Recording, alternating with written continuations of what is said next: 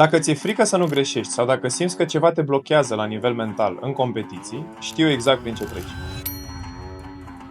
Experiența mea ca fost jucător de basket profesionist m-a învățat că blocajele mentale îmi pot afecta performanța fără să-mi dau seama.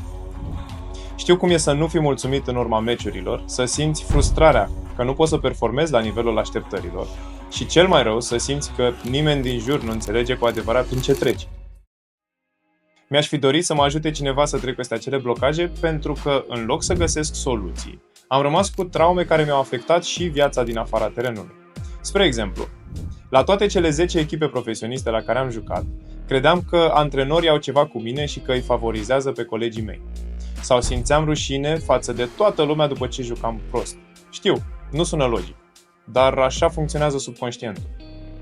Adevărul e că mulți sportivi se confruntă cu blocaje mentale care le afectează performanța. Și știu asta pentru că acum sunt mental coach și lucrez cu sportivi din 8 discipline diferite, de la adolescenți până la sportivi olimpici sau de talie mondială. Performanța nu ține doar de antrenamentul fizic.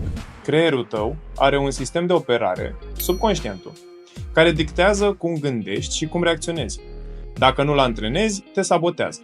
Antrenamentul mental îți rescrie aceste programe, elimină fricile și dezvoltă abilități care îți permit tot timpul să performezi la capacitate maximă, indiferent de presiune.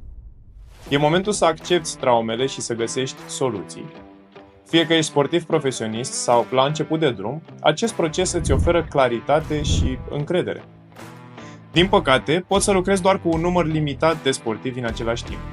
Dar dacă vrei să-ți depășești blocajele și să-ți duci performanța la nivelul următor, înscrie-te pe lista mea de așteptare acum. Vei primi un mesaj de la mine și, dacă te potrivești pentru acest proces, vom lucra împreună. Linkul pentru lista de așteptare îl găsești în descrierea videoclipului.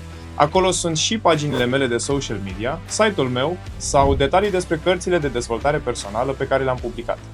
Am o carte pentru copii și părinți și o carte specială pentru sportivii adulți. Te rog să te abonezi la canalul meu de YouTube pentru a putea ajuta și mai mulți sportivi care se confruntă cu aceleași lucruri ca tine. Mulțumesc!